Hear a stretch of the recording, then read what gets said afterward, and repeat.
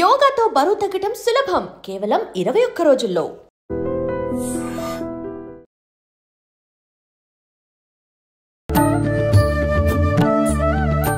నమస్కారం, welcome to I dream. ధర్మ మార్గం కార్యక్రమానికి స్వాగతం. నేను మీ విజిత. ప్రస్తుతం మనతో పాటు ఉన్నారు ప్రముఖ జ్యోతిష్య వాస్తు పండితులు అన్నవరపు తిరుపతి మూర్తి అవధాని గారు. ఇప్పుడు వారితో మాట్లాడదాం. నమస్కారం గురుగారు. ఓం శ్రీ మహాగణాధిపతయే నమః. గురుగారు, దీపావళి రాబోతుంది. దీపావళి అనగానే చాలా ఘనంగా జరుపుకుంటారు. ముఖ్యంగా టపాకాయలు ఎక్కువగా కాలుస్తుంటారు, సందడి చేస్తూ ఉంటారు. లక్ష్మీ అమ్మవారి పూజ కూడా. దరిద్రం ఎక్కడో ప్రపంచంలో దరిద్రం మొత్తం కూడా మనకే రావాలని చెప్పి లక్ష్మీ అమ్మవారి పూజ చేసుకుంటున్న తర్వాత అమ్మవారి పూజ చేస్తే అక్కడ పుణ్యం వస్తుందో, మనకు పాపము దరిద్రం నెత్తి మీద తగలాడాలి కదా అని చెప్పి లక్ష్మీ అవుట్లు ప్రత్యేకంగా కలుస్తుంటాం కదా. అదే దీపావళి మీరు అనేది. అదే అండి. అయితే గురువుగారు, లక్ష్మీ అమ్మవారి పూజకి ఎక్కువ ప్రాధాన్యత ఉంటుంది. మామూలుగా మిగతా పండుగలు జరుపుకున్నా జరుపుకోకపోయినా ప్రతి ఒక్క చిన్న వ్యాపారి దగ్గర నుంచి కూడా ఆ రోజు సాయంత్రం చాలా చక్కగా అలంకరించుకొని గుమ్మడికాయలు అని చెప్పి జీవితంలో బాగుపడిపోయి పైకి ఎదుగుతామని ఒక భయంతో. మీరు చెప్పింది మీరు చెప్పండి అమ్మా, పర్లేదు. అసలు నిజంగా దీపావళి అంటే ఏం చేయాలి? ఇప్పుడు మనం చేస్తున్న ఈ ప్రాసెస్ అంతా కూడా కరెక్టేనా? ఏ రకంగా జరుపుకోవాలి? నియమాలు ఏమైనా పాటించాలా? పండుగలు అనగానే మంచిగా నచ్చినవి వండుకొని తినడము, ఇలా రకరకాలుగా, అంటే ఎవరి ప్రాంతాన్ని బట్టి వాళ్ళ ఆచారాన్ని బట్టి జరుపుకోవడం ఇలా ఉంటుంది. అసలు మామూలుగా శాస్త్ర ప్రకారంగా ఈ పండుగని ఏ రకంగా జరుపుకోవాలి? తప్పకుండా అమ్మా. దీపావళి అని అంటే అసలు ఎందుకు వచ్చిందో కూడా మనం తెలుసుకోవాలి. అసలు దీపావళి అంటే ఏంటి అనేటువంటిది కూడా తెలుసుకోవాలి. దీపావళితోటి పట్టినటువంటి అశౌచం అంటే మైల తొలగిపోయింది అనేటువంటిది ఒక విధానం. మనం వెనక్కి వెళ్ళినట్లయితే కొన్ని సంవత్సరాలు, కొన్ని యుగాలు, నరకాసురుడు ఇప్పుడు 10 ఇంట్లో ఉంటున్నారు, అది వేరే విషయం. అప్పుడు ఒకడే ఉండేవాడు పాపం, నరకాసురుడు అని. అతను ఉండగా ఎక్కడా కూడా భగవంతుని ఎవరు కూడా ధ్యానం చేసేవారు కాదు. ప్రతి ఇల్లు కూడా ఒక శ్మశానం లాగా ఉండదన్న. అంటే ఇంటి ముందు ముగ్గు కానీ ఇంట్లో దీపం కానీ ఉండేవి కాదు. ఎక్కడ పండగని ఏదొచ్చినా కొత్త బట్టలు కట్టుకోవాలి అవన్నీ ఉండేవి కాదు. వాడు పెట్టింది తింటాం, అంటే అంతా ఆయన చెప్పినట్టే నడవడమా? ఓకే. ఒక చాలా దీనమైనటువంటి జీవితం అనమాట. ఎక్కడ ఏం మాట్లాడితే ఎవరిని చంపేస్తాడో తెలియని స్థితి వాళ్ళది. అటువంటి స్థితి అనుభవిస్తూ నిరంతరము కూడా శ్మశాన జీవం, శ్మశానంలో జీవించినట్టే అలా ఉండేది. కళాకాంతి లేకుండా ప్రేత కళ అంటారు, అలా ఉండేటువంటి ప్రతి ఒక్క గృహము కూడా అప్పట్లో. ఏదో ఎప్పుడైతే కనుక నరక చతుర్దశి అనేటువంటి రోజు నాడు నరకాసురుడు వధ జరిగిందో ఆ రోజు మాకు పట్టిన పీడ విరగడైపోయింది అని ఆ గ్రామంలో ఉన్న వారందరూ కూడా తలస్నానం చేశారు. ఎవరు తలస్నానం ఎప్పుడు చేస్తారు? ఇంట్లో ఎవరైనా చనిపోతే తలస్నానం చేస్తారు. నరకాసురుడు చనిపోయాడు కాబట్టి మా అందరికీ పట్టిన పీడ ఈ రోజుతో మాకు విరగడైపోయింది అని చెప్పి తలస్నానం చేసి అందరూ కూడా ఇల్లు మొత్తం నీట్గా బాగు చేసుకున్నారు. ఇల్లు బూజులు దులుపుకొని అక్కర్లేనివన్నీ బయట పడేసేసి మొత్తం ఇల్లు మొత్తం నీట్గా బాగు చేసుకొని గోమూత్రము పసుపు నీళ్ళతో ఇల్లంతా శుద్ధి చేసుకొని ఆ రోజు సాయంత్రం, నరక చతుర్దశి రోజు సాయంత్రం అమ్మవారిని అర్చించుకోవడం మొదలుపెట్టారు. ఇంట్లో దీపం వెలిగించారు. ఆ రోజు అప్పటి వరకు దీపారాధన కూడా లేదు. అదే అంటున్నా, ఇంటి ముందు ముగ్గు లేదు, ఇంట్లో దీపం లేదు అప్పటి వరకు కూడా. అతను చనిపోయిన తర్వాత ముగ్గు వచ్చింది, ఇంట్లో దీపం వెలిగింది. ఆ దీపం వెలిగించుకొని అక్కడి నుంచి కూడా వృష్టి అనేటువంటిది అద్భుతంగా ఉండాలి, ప్రతిది కూడా పెరగాలి, అందరూ బాగుండాలన్న ఉద్దేశ్యంతో తేనె తోక మిరియాలు తీసుకొని అమ్మవారికి ఆరాధన చేసుకునే ప్రక్రియ ఇది. ఒకటి తేనె, తోక మిరియాలు, తర్వాత మనకు ఇలాచి. తోక మిరియాలు అంటే మనం మామూలుగా వాడే మిరియాలు వేరు, తోక మిరియాలు వేరమ్మా. తోక మిరియాలు, ఇలాచి, తర్వాత విప్ప పువ్వు, తామర గింజలు. మనకు తామర పూలు ఉంటుంటే దాని నుంచి కాస్త పెద్ద పెద్ద పూల నుంచి వస్తాయి విశేషంగా. తామర గింజలు, మిరియాలు, ఇలా ఒక 8 రకాల ద్రవ్యాలని తెచ్చుకొని ఇంట్లో ఉంచుకునేవారు. ఉంచుకునేది నరక చతుర్దశి మధ్యాహ్నానికి ఇంట్లో ఉంచుకొని సాయంత్రము తేనెను తోక మిరియాలు 2 ఒక బాక్సులో వేసుకొని ఒక చిన్న డబ్బాలో అమ్మవారి ముందు పెట్టి అర్చన చేసి తేనె విప్ప పువ్వు నివేదన పెట్టేవారు. పెట్టేసి ఆ రోజు నమస్కారం చేసుకొని మర్నాడు అమావాస్య రోజు నాడు మిగిలిన విధానం అంతా కూడా అమ్మవారికి ఏది ఆరాధన చేసుకోవాలి, ఎలా చేసుకోవాలి ఏంటి అనే విషయం చక్కగా చేసుకుంటూ వచ్చేవారు. అంటే అసలు దీపావళి అనగానే మన వాళ్ళు ఏం చేస్తున్నారు, ఒకటో 2 దీపాలు లేదంటే ఒక 20-30 దీపాలు పెట్టేసేసి టపాకాయలు కాల్చి మొత్తం ఎన్ని రకాల చేయాలి అన్ని రకాల చేసుకుంటూ వస్తున్నారు. కానీ దీపావళి అంటే అక్కడ ఆ నరకాసురుడు ఉన్నంతకాలము కూడా వాళ్ళకి రాత్రి అయితే చీకటే. పౌర్ణమి వెన్నెలు వస్తే ఆ వెన్నెలు వాళ్ళకి, లేదంటే చీకట్లో గడవడమే, అంటే దీపాల వెలుగులు లేవు, ఉండేది కాదు. అటువంటి దాని నుంచి ఆ అమావాస్య చిమ్మ చీకటి రోజు నాడు కూడా ఆ ప్రాంతం మొత్తం కూడా దీపాలు వెలిగిస్తే ఆ దీప కాంతితో జ్యోతి పరబ్రహ్మ అంటారు, ఆ జ్యోతి కాంతి కైలాసానికి తగిలింది. ఆ కాంతి అంటే ఇంత వెలుతురు ఎక్కడి నుంచి వస్తుంది అనేటువంటిది ఈశ్వరుడు చూస్తే ఆ ప్రాంతం జ్యోతులు తప్పితే ఇంకా ఏమీ కనిపించరు. దీపకలిక అంటే ఏంటంటే ఆ దీపం అనేటువంటిది మనకే కాకుండా విశ్వం మొత్తానికి కూడా వెలుగుని ఇచ్చింది. ఆ రోజు నుంచే విశ్వం మొత్తం కూడా వెలుతురుని చూసింది. నరకాసురుడు ఉన్నంతకాలము కూడా వాళ్ళకి పూర్తిగా ఒక శ్మశానంలో బ్రతికినట్టే బ్రతికారు. ఇది వండుకొని తిందామనేటువంటిది కూడా లేకుండా దొరికింది తింటాం. ఏం మాట్లాడితే ఏ భగవంతుని తెలిస్తే ఏం చంపేస్తాడో నాకు భయం.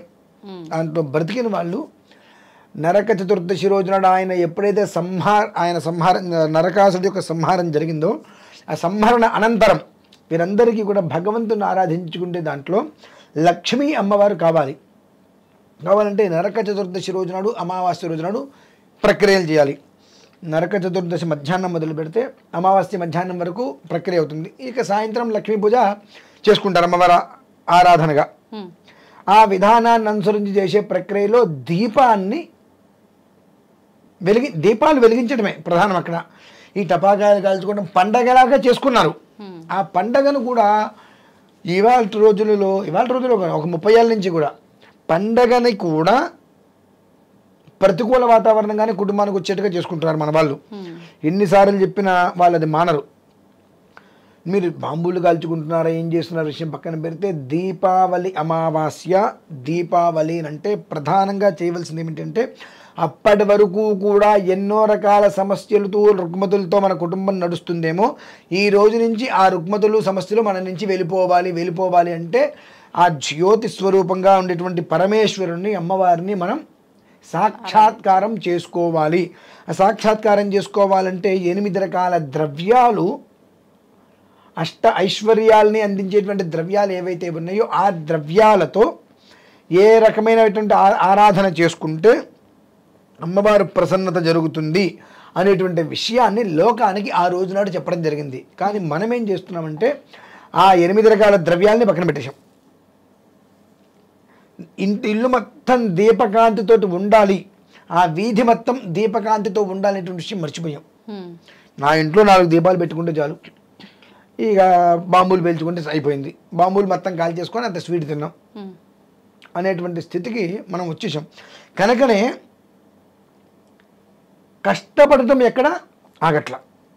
నాకు తెలిసి 35 సంవత్సరాల నుంచి 40 సంవత్సరాల నుంచి మనం కష్టపడుతూనే ఉన్నాం, కానీ అక్కడే ఉంటున్నాం, ముందుకి కదలలేకపోతున్నాం. మీరు బాగా కష్టపడాలి, తొందరగా డబ్బు సంపాదించాలి, నిలబడాలని చెప్పి ట్రెడ్మిల్ ఎక్కండి, దాని మీద పరిగెత్తండి, కంటిన్యూగా 1 వారం రోజులు పరిగెత్తండి. ఎక్కడ ఉంటారు? అక్కడే ఉంటారు. 1-2 అడుగులు కూడా ముందుకు వేరు కదా. ఈ జరిగేటువంటి విషయాల వల్ల మనం ముందుకు వెళ్లకుండా అక్కడే ఉంటూ మన పాపాలన్నీ కూడా ఇంకా భూమిలోకి పాతుకుపోయి పతిష్టంగా అవుతున్నాయి. కాబట్టి మనం ఎంత పుణ్యం చేసుకున్నా అది మనకు పుణ్యం అందుబాటులోకి వచ్చి ఫలితాలు మనం పొందలేకపోతున్నామమ్మా. దీపావళి అంటే ఇది ప్రధానంగా మనం చేసుకోవాల్సింది. ఓకే, అయితే మొత్తానికి ఉన్న సాంప్రదాయం ఆచారం ఒకటైతే మనం ఇంకొక రకంగా వెళ్తున్నాం. ఆ పూజా విధానాలు అవన్నీ కూడా పక్కన పెట్టి అంటారు, అంతే కదా గురుగారు? ఆ చేయవలసింది చెయ్యకుండా కొత్త పోగల్లో మనం వెళ్తున్నాం. ఓకే అమ్మ, అసలు దీపావళి అంటే ఏంటి? దీపావళి మనం అసలు ఎందుకు జరుపుకోవాలంటారు? దీపావళి అంటే పదానికి ఉన్నటువంటి అర్థం తీసుకుంటే దీపాల వరుస, వరుస దీపాలు. వరుస దీపాలు ఏమిటి? ఇంట్లో దీపం పెట్టుకుంటే చాలు కదా, లేదా వీధిలో ఒక దీపం ఉంటే చాలు కదా. దీపాల వరుస ఏమిటి అంటే ఎవరన్నా ఏదన్నా ఒక దాని నుంచి కొంతకాలం దూరం అయితే అది దొరకంగానే ఆబగా అనుభవిస్తాం కదా. అంటే నరకాసురుడి పరిపాలనా కాలంలో ఇళ్లల్లో దీపాలు వెలిగించుకోవాలా, అందుకని ఎప్పుడైతే వాడు చచ్చిపోయాడో ఇన్నాళ్ళు దీపాలు వెలిగించుకోనటువంటి ఆ లోటునంతా బోల్డ్ దీపాలు వెలిగించుకు తీర్చేసుకున్నారు. ఇది కృతయుగం ద్వాపర యుగంలో జరిగినటువంటి సంఘటన. శ్రీకృష్ణుడు సత్యభామ సహితంగా వెళ్ళి నరకాసురుని సంహరించాడు. అదే ఉత్తర దేశంలో ఒక కథ ఉంది, కానీ అది ఎంతవరకు నమ్మచ్చో తెలియదు. కానీ రాముడు అరణ్యవాసం నుంచి తిరిగి వచ్చే రోజున కూడా అయోధ్యవాసులందరూ దీపాలు, ఆవునేతి దీపాలు వెలిగించి, ఇన్ని దీపాలు ఎందుకు అంటే ఇన్నాళ్ళు మా జీవితాలు చీకటైనాయి, నువ్వు వచ్చావు గనక మాకు వెలుగులు వచ్చిన దానికి సంకేతంగా దీపాలు వెలిగించామన్నారట. కానీ దీపావళి నాటికి రావణ సంహారం చేయలేదు రాముడు. కొన్ని ఇతివృత్తాలు అలా ఉన్నాయి ఉత్తర దేశంలో, అలాంటివి రావణాసురుని కాల్చటాలు అవన్నీ మనకు కనపడుతూనే ఉంటాయి. కానీ నిజంగా వాల్మీకి రామాయణం అనుసరించి అప్పుడు కాదు. కానీ వినడానికి బాగుంది, మనకేం నష్టమే ఉంది, ఉంది. ఏదైనా దీపాలు వెలిగించుకోవడం అన్నది చాలా ప్రధానమైంది. సాధారణంగా మనందరికీ కూడా అమావాస్య అంటే అది శుభప్రదం కాదు అని ఒక దురభిప్రాయం ఉంది. కానీ ఈనాడు లోకంలో చాలా శుభకార్యాలు జరిగాయి అమావాస్య నాడు. ఇదే దీపావళి అమావాస్య నాడు. అంటే దీన్ని మనం ఉత్తర దేశం వాళ్ళేమో కార్తీక కృష్ణ అమావాస్య అంటారు, మనమేమో ఆశ్వయుజ కృష్ణ అమావాస్య అంటాం. మనకి దీపావళి వెళ్ళిన మర్నాటి నుంచి ఆశ్వయుజ మాసం, ఉత్తర దేశంలో ఇప్పుడు 15 రోజుల ముందు నుంచి ఆశ్వయుజ మాసం ఉంటుంది. అందుకే మీకు ప్రాచీన గ్రంథాలు చదువుతూ ఉంటే చిన్న చిన్న క్లాష్. ధనత్రయోదశి అంటే కార్తీక కృష్ణ త్రయోదశి అని ఉంటుంది. ఇది ఎప్పుడు చిన్నప్పుడు నాకు డౌట్స్ వచ్చేవి ఇవన్నీ. ఇది మరి కార్తీక కృష్ణ త్రయోదశి అంటే ఎప్పుడో తర్వాత కదా చివరి రావాలి, ముందు ఎట్లా, ఇలాంటి అనుమానాలు అనమాట. అందుకే మొత్తం చదివేసినట్టున్నారు. మరి తెలుసుకోకపోతే ఎట్లా, అయోమయంగా ఉంటే బుర్ర పాడైపోదు, అందుకని. కానీ అప్పుడేంటంటే వాళ్ళకి 15 రోజుల ముందు మొదలవుతుంది నెల. అందువల్ల అలా మొదలైనటువంటిది వాళ్ళకి కార్తీక అంటే వాళ్ళకి కార్తీక కృష్ణ అమావాస్య ఏదైతే ఉందో, మనం దీపావళి అనేది ఆ రోజునే విక్రమాదిత్య చక్రవర్తి ఎన్నో వేల మంది, 60,000 మంది అనుకుంటా, హూణులని వాళ్ళని ఈ దేశం నుంచి తరిమేసి మళ్ళీ సనాతన ధర్మానికి సంబంధించిన దాన్ని ప్రతిష్టాపించాడు. ఉత్తర దేశంలో ఇప్పటికీ కూడా విక్రమ్ సంవత్ అనే పేరుతో కాలగణన ఉంటుంది. క్రీస్తు శకం లాగా విక్రమ శకం, విక్రమాదిత్య శకం. దాని ప్రకారమే దీపావళితో కొత్త సంవత్సరం మొదలవుతుంది. దీపావళి కొత్త సంవత్సరం చెప్పుకున్నాం కదా. దీపావళి నాడే శత్రువులందరి దేశం నుంచి, హూణులు మొదలైనటువంటి సనాతన ధర్మ వ్యతిరేకులందరినీ కూడా దేశాన్ని నుంచి తరిమేయటం జరిగింది. అందువల్ల ఉత్తర దేశంలో దాని చాలా ప్రాధాన్యం ఉంది. అలాగే ఈనాడే లక్ష్మీదేవి పాలసముద్రంలో నుంచి ఆవిర్భవించటం వల్ల దుర్వాసుడి శాపం వల్ల వైభవం కోల్పోయినటువంటి ఇంద్రుడికి ఈనాడు మళ్ళీ వైభవం తిరిగి లభించింది. ఎందుకంటే నాకు మళ్ళీ ఎప్పుడు లభిస్తుంది అని అడిగితే, లక్ష్మీదేవి విష్ణువుని చేపట్టిన రోజున మాత్రమే నీకు వైభవం వస్తుందా, అప్పటిదాకా నువ్వు కాంతిహీనుడివై శోభపోయి చేసిన అపరాధానికి శిక్షగా దుర్వాసుడు శపించాడు. కనుక లక్ష్మీదేవి ఆవిర్భవించి విష్ణువుని చేపట్టినటువంటి రోజు గనక ఈనాటితో దేవతలు దేవలోకంలో దీపావళి చేసుకుంటారు, దీపాలు వెలిగించుకుని. ఏదో త్రేతాయుగం గురించి కూడా అనుకున్నాం. ద్వాపర యుగం కథ నిన్న మొన్న జరిగింది, మనకి తెలుసు 5,000 సంవత్సరాల క్రితం జరిగింది. ఆ తర్వాత కాలంలో జరిగింది విక్రమాదిత్యుడికి సంబంధించింది. సిక్కులు కూడా ఎందుకు చేసుకుంటారంటే, హర్గోవింద్ సింగ్ అనుకుంటా సిక్కుల గురువు, అతన్ని ఔరంగజేబ ఒక మహమ్మదీయ రాజు చెరసాల్లో పెడితే తర్వాత వదులుతానన్నాడు. అంటే నన్నొక్కడిని కాదు, నా అనుయాయులందరినీ కూడా నువ్వు వదిలిపెడితేనే నేను చెరసాల్లోంచి బయటకు వస్తాను అని చెప్పి ఆయన బయటికి రావడానికి ఇష్టపడలా.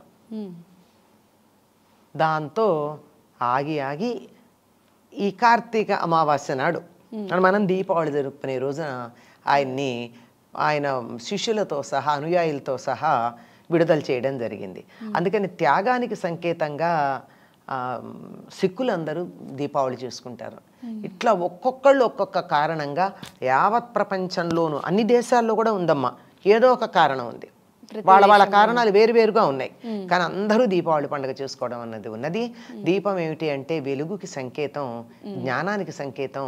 అజ్ఞానం, దుఃఖం, బాధ, అవిద్య, విచారం, అనారోగ్యం ఇలాంటి చీకట్ల నుంచి భిన్నమైనటువంటి సంతోషం, ఆనందం, ఆరోగ్యం, జ్ఞానం, విద్య మొదలైనటువంటి వెలుగులమయమైన లోకం మనకు కావాలి అనేటటువంటి దానికి మన ఆశలకి సంకేతం ఈ దీపాలు వెలిగించుకొని చేసుకునేటటువంటి దీపావళి. అమ్మ, దీపావళి అనగానే పిల్లలందరికీ ఒక పెద్ద ఇష్టమైన పండుగ అని మనం చెప్పుకుంటాము. దీపావళి ఎప్పుడెప్పుడు వస్తుందా అని వెయిట్ చేస్తూ ఉంటారు చాలామంది. ఇప్పుడు ఏంటంటే పటాసులు కాల్చకూడదు, పొల్యూషన్ ఎక్కువైంది అని చాలా ఆపేస్తూ ఉన్నారు. అసలు ఈ పటాసులు కాల్చడం అనేది పురాణాల నుంచి ఉందా? పురాణ కాలాల్లో కూడా వాళ్ళు ప్రత్యేకంగా మనం ఇప్పుడున్నటువంటి రసాయనాలతో కూడి వాతావరణాన్ని ధ్వంసం చేసేటటువంటి టపాకాయలు కాల్చే పద్ధతి ఏం లేదు. అక్కడ వాయిద్యాలు మోగించటము, ధూపాలు వేయడము, దీపాలు వెలిగించటము, చక్కగా బాణసంచా కాల్చటం అనే బాణసంచా అంటారు. బాణసంచా అంటే ఏంటంటే బాణం ఇలా వేస్తారు, ఆ బాణం వేస్తే అది అక్కడెక్కడ వెలుగుతుంది, అంటే తారాజు వల్ల లాంటివి అనమాట. బాణం ఉంది కదా అందులో, అలాంటివి ఉన్నాయి. అందువల్ల వాటిల్లో ఏమిటంటే వాళ్ళు వేసేటటువంటివి వాతావరణానికి అనుకూలంగా ఉండేవి వేశారు.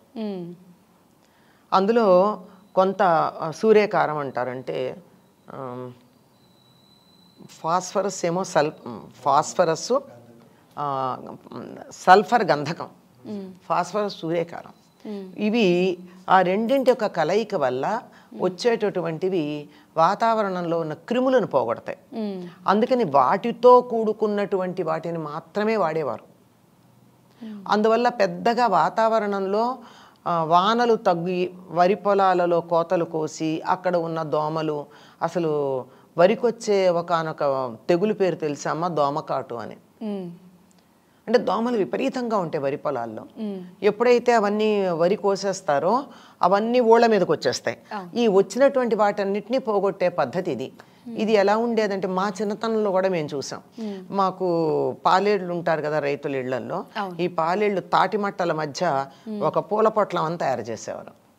పేరు పూల పొట్లం. అంటే అదేముందంటే తాటి గిలకలు అంటారు.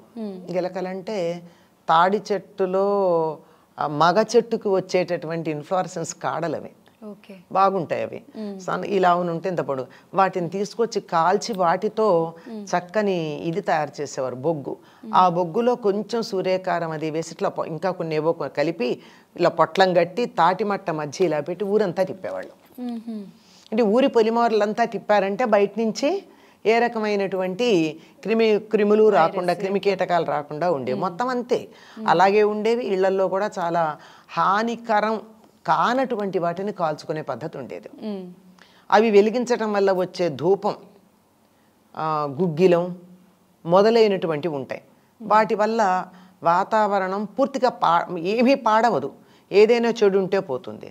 అయితే రాను రాను పెద్ద శబ్దాలు కావాలి, అలాగే పెద్ద వెలుగు ఉండాలి, వాళ్ళకన్నా మాది ఎక్కువ ఉండాలి, మాకన్నా వీళ్ళది ఎక్కువ ఉండాలి, నీ తాపత్రయాలతో రసాయనాలను చేర్చి పెట్టడం మొదలుపెట్టారు.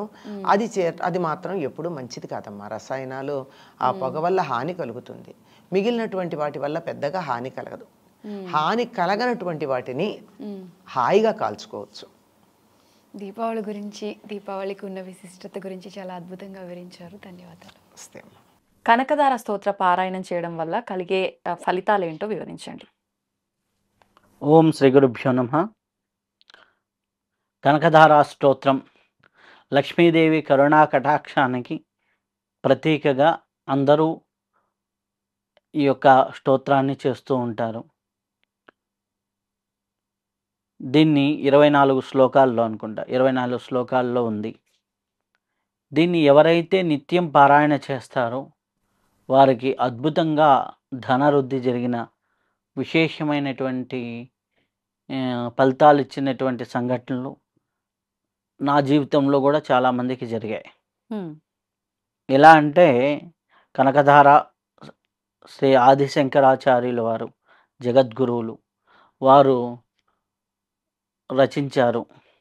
వారు ఒకరింటికి వెళ్ళి భిక్షయాటన చేస్తున్నప్పుడు వారి దగ్గర ఏమీ లేకపోతే ఉసిరి పండు వారి భిక్షాపాత్రలో వేస్తే అప్పుడు వారు ఆ కనకధార వర్షాన్ని ఆ బంగారు ఉసిరి పండ్లు కురిపించిన వృత్తాంతం మనందరికీ తెలిసిందే. అయితే లక్ష్మీదేవి కరుణా కటాక్షానికి లక్ష్మీదేవి ఎంత గొప్పదో చెప్తూ లక్ష్మీదేవి యొక్క వర్ణనను ఇస్తూ గొప్పతనాన్ని, వర్ణనని, ఆశీర్వచనాన్ని కలుపుతూ మనకి దాంట్లో ఉంటుంది. అయితే ఈ యొక్క పారాయణని ప్రతిరోజు కూడా ఉదయం పూట 6 గంటల నుంచి సూర్యోదయం సందర్భంలో బాగా పారాయణ కానీ చేయగలిగితే రోజుకి 11 సార్లు కానీ 24 సార్లు కానీ పారాయణ చేయగలిగితే చాలా అద్భుతమైన ఫలితాలు ఉంటాయనేసి చాలామంది ప్రాక్టికల్గా ప్రూవ్ అయిన సందర్భాలు ఉన్నాయి. ఇది చేస్తున్నప్పుడు అంటే కనకధార స్తోత్ర పారాయణం చేస్తున్నప్పుడు నియమాలు ఏమైనా పాటించాల్సి ఉంటుందండి? నియమాలు అంటే జనరల్గా శుచిగా శుభ్రంగా ఉంటే సరిపోతుంది. పూజకి ఏ అయితే నియమాలు పాటిస్తూ ఉంటారో ఆ నియమాలు పాటిస్తూ ఉంటే సరిపోతుంది. జనరల్గా చాలామంది ఈ కనకధార చేసిన తర్వాత చాలా అద్భుతమైనటువంటి ఫలితాలు పొందిన వాళ్ళు ఉన్నారు. దీంట్లో ఒక ఎగ్జాంపుల్ చెప్పాలి అంటే వారు ఏంటంటే చాలా ఏదో షాప్ అనమాట, క్లాత్కి సంబంధించిన ఇది, బట్టలకు సంబంధించింది ఇది. వాళ్ళు ఆ బట్టలకు సంబంధించిన షాపు చాలా వరకు దివాలా తీసే పరిస్థితుల్లో ఈ షాప్ అమ్మేయాలా అని మన దగ్గరికి జాతకానికి ఆస్ట్రాలజీకి వచ్చినప్పుడు వారు జాతకం చూసేసి రాబోయే 1 సంవత్సరం తర్వాత నుంచి మీకు జాతకరీత్యా బాగుంది, ఈ 1 సంవత్సరం తట్టుకుంటే చాలా బాగుంటుంది అని చెప్పాను అనమాట. అయితే ఇప్పుడు ఈ నెల గలవటం ఎట్లా, 2 నెలలు గలవటం ఎట్లా, ఈఎంఐలు కట్టడం ఎలా అనే విషయాల పరంగా ఉంది. అంటే వాళ్ళది చిన్న బోటెక్ లాంటి షాపు, దానికి ఎదురుగా పెద్ద షాప్ పడింది. దానివల్ల వీళ్ళ షాప్కి వచ్చే వాళ్ళు ఎప్పుడైనా అది కలర్ఫుల్గా ఉన్నప్పుడు అక్కడికే వెళ్తారు కదా. సో ఆ జనరల్ పబ్లిక్ అట్లా వెళ్తుంది, వీళ్ళకి 50-60% పడిపోయింది. వీళ్ళ జనరల్ రొటేషన్ కూడా తగ్గిపోయింది. అప్పుడు ఆ అమ్మాయి వాళ్ళ వైఫ్ రోజుకి 24 సార్లు చేయటం మొదలుపెట్టింది. అలా కుదిరినప్పుడల్లా ఇంకా ఎవరు కస్టమర్స్ లేనప్పుడు ఇంకా ఎక్కువగా అంటే ఉదయం సాయంకాలం చేయటం మొదలుపెట్టింది. అలా 1100 సార్లు కనకధారాన్ని ఒక లయబద్ధంగా చేసుకుంటూ పూర్తి చేసింది. ఎప్పుడైతే 1100 సార్లు ఈ కనకధార చేయటం అయిపోయిందో ఆటోమేటిక్గా ఏదో వీళ్ళ షాపులో ఏదో ఐటమ్ అయితే మిగిలిపోయిందో, ఇది అమ్ముడు పోలేదు గత 2 ఇయర్స్గా ఉందో, అదే వస్తువు ఫ్యాషన్ కింద వచ్చిందంట. అంటే ఆ మోడల్ ట్రెండ్ అది రావటం, వీళ్ళ దగ్గర ఉండటం, డిమాండ్ రావటం, ఒకేసారి 1 నెలలో 40-60 lakhs బిజినెస్ జరగటం, ఆటోమేటిక్గా ఉన్న ఈఎంఐ ఒక 40 daysలో క్లియర్ అయింది. అలా ఇప్పుడు వాళ్ళు ఏం చేశారు, అది కంటిన్యూ చేస్తుంది ఆవిడ. కంటిన్యూ చేస్తూ లాస్ట్ 3 yearsలో ఇప్పుడు హ్యాపీగా ఇల్లు కట్టుకున్నారు. హ్యాపీగా ఇంటికి ముహూర్తం నేనే పెట్టాను, అలాగే వాళ్ళు ఇల్లు కట్టుకున్నారు హ్యాపీగా. అంటే ఒక అబోవ్ మిడిల్ క్లాస్ రేంజ్కి, అప్పుల నుంచి ఒక మిడిల్ క్లాస్ సొంత ఇల్లు, ఒక ఇండిపెండెంట్ హౌస్ హైదరాబాద్లో కట్టుకోవడం అంటే చాలా అదే పెద్దగా ఏం కాదు, 120 యార్డ్స్లోనే కట్టారు. సింపుల్గా కింద parking, first floor, second floor వాళ్ళు ఉండేటట్టుగా internal duplex, 4th floor 5th floor రెంట్ల లాగా కట్టుకున్నారు అన్నమాట, డబుల్ బెడ్రూమ్ ఫ్లోర్కి ఒకటి. అయితే దీంట్లో అయినా ఇప్పుడు ఈఎంఐ పెట్టినా ఏది పెట్టినా అది సమకూడటం అనేది ఇంపార్టెంట్ కదా. అలా ముందర అంటే ఏంటంటే వనరుల్ని మనకి ఏదో ఒక రూపేణా క్రియేట్ చేసి అమ్మవారు ఇస్తూ ఉంటుంది. అది ఆటోమేటిక్గా మనకి సిచ్యువేషన్గా మనకి క్రియేట్ అవుతూ ఉంటుంది. కాబట్టి కనకధార అనేది ప్రతి ఇంట్లో చేసుకోవాల్సిన స్తోత్రం. కనకధార కానీ, అన్నపూర్ణ దేవి స్తోత్రం కానీ, అలాగే కనకధార, అలాగే మనకి వచ్చేసి కాలభైరవ, అలాగే కొన్ని దక్షిణామూర్తి, ఇటువంటి ఒక ఆదిత్య హృదయం, ఇట్లాంటివి ఒక 4-5 స్తోత్రాలు నిత్యం మనం ప్రతి ఇంట్లో చేసుకోవాల్సినటువంటి స్తోత్రాలు. ఇవి ఎవరైతే చేస్తూ ఉంటారో ఆటోమేటిక్గా వాళ్ళకి అన్నీ సమకూరుతూ ఉంటాయి. అంటే పూర్వకాలంలో ఎలా ఉంటాయి అంటే రెమెడీస్ ఇప్పుడులాగా అని జ్యోతిష్యుల దగ్గర పరిగెత్తడం ప్రతి చిన్న విషయానికి. ఇప్పుడు కూడా ఏంటంటే జ్యోతిష్యుల దగ్గరికి ఎందుకు పరిగెత్తుతారు అంటే చూసినట్లయితే ఒక వ్యాపారం పెట్టినా మనకి కోట్లలో తేడాలు వచ్చేస్తాయి, జీవితం తారుమారు అవుతుంది. సో కాబట్టి అందుకు పరిగెత్తుతున్నారు. కానీ నిజం ఏంటంటే చిన్నప్పటి నుంచి ఒక సాధనలో ఉండి, ఇప్పుడు కనకధార న్యాచురల్గా వచ్చి అమ్మాయికి ఒక ఏజ్ వచ్చిన దగ్గర నుంచి నేర్పించేవాళ్ళు పూర్వకాలంలో. దక్షిణామూర్తి స్తోత్రం చిన్నప్పటి నుంచి నేర్పించేవాళ్ళు. అన్నపూర్ణ అష్టకం ఇట్లాంటివన్నీ నేర్పించి, అన్నపూర్ణ ఎక్కడైతే చదువుతామో ఆటోమేటిక్గా అక్కడ అన్నానికి కొరవ ఉండదు, ఫుడ్కి ఇబ్బంది ఉండదు. అట్లా ఒక్కొక్క స్తోత్రం అనేది ఒక్కో దానికి ప్రసిద్ధం అనమాట. అట్లా మనకి చేసుకుంటూ ఉన్నట్లయితే చాలా బాగుంటుంది. ఫైనల్గా కనకధారకు వచ్చినట్లయితే ఎక్కడైతే ధారగా కనకం అంటే బంగారం వర్షం కురగాలో అక్కడ ఈ స్తోత్రం అనేది పఠించబడుతుంది. అంటే దీన్ని రివర్స్ చేసామనుకోండి, ఎక్కడ పఠిస్తారో అక్కడ కనకధార కురుస్తుంది. కాబట్టి మనకు ఉన్నటువంటి అన్ని అద్భుతాలు మనకి జరగాలన్నా, జీవితం బాగుండాలన్నా ముందర ఈ రోజుల్లో డబ్బుతో ప్రధానమైంది. కాబట్టి ప్రతి ఒక్కరూ చేసుకోవాల్సినటువంటి స్తోత్రం కనకధార. కొంతమంది ధ్యానం చేసే వాళ్ళు ఉంటారు, చాలామందికి చదవటం రాదు, కొంతమందికి ఇప్పుడు తెలుగు చదివే వాళ్ళు తగ్గిపోతున్నారు. కాబట్టి వాళ్ళందరూ కూడా హ్యాపీగా ఒక 4-5 స్తోత్రాలు, ఆదిత్య హృదయం, అలాగే దక్షిణామూర్తి, కనకధార, రక్షణకి కాలభైరవ, అలాగే వచ్చేసి అన్నపూర్ణ అష్టకం, ఇట్లా మొత్తం కలిపినా మీకు ఒక 20 నిమిషాలు అవుతుంది, 20-25 మినిట్స్ అవుతుంది. ఇది ఒక ప్లేలిస్ట్లో ఆఫ్లైన్లో యూట్యూబ్లో పెట్టుకొని మీరు ఆఫీస్కి వెళ్ళేటప్పుడు వినండి, వచ్చేటప్పుడు వినండి. ఆటోమేటిక్గా మీకు తెలియకుండానే పారాయణ అవుతుంది, తెలియకుండానే జరుగుతుంది. ఇంట్లో లేకపోతే మీరు అవి ప్లే చేస్తూ హ్యాపీగా మీరు వంట చేయటం ఏదో చేయండి. ఆటోమేటిక్గా అవి వింటూ వంట చేస్తున్న వాటిల్లో కూడా శక్తి పెరుగుతుంది. టైం లేదు అని టైం ఉన్న వాళ్ళు హ్యాపీగా అక్కడ పెట్టుకొని మీరు పుస్తకంలో చూస్తూ ఆ లైన్ బై లైన్ పారాయణ చేస్తూ ఉండండి. చాలా అద్భుతమైనటువంటి ఫలితాలు మీరు చూస్తారు. ధన్యవాదాలు. And for more videos, Please subscribe to iDream. Please subscribe to iDream. Please subscribe iDreams. And please subscribe to iDream. For more videos, subscribe to iDream. please like, share and subscribe to the channel. Congratulations, iDream. Subscribe to iDream. Subscribe to iDream. So subscribe to iDream Media. iDream ki iDream team andarki huge congratulations. Please subscribe iDream Media. Please subscribe to iDream. Subscribe iDream. Please subscribe to iDream. iDream అంటే నా కళల ఛానల్ను subscribe చేసుకున్న నోరు తిరుగుతలేదు, మీరైతే గంట గుర్తు కొట్టండి. For more such videos, please subscribe to iDream. Subscribe to iDream. Please subscribe to iDream. Please subscribe iDream Media. Please do subscribe to iDream. Please subscribe to iDream Media. For best entertainment and information, please subscribe iDream. And don't forget to subscribe to iDream.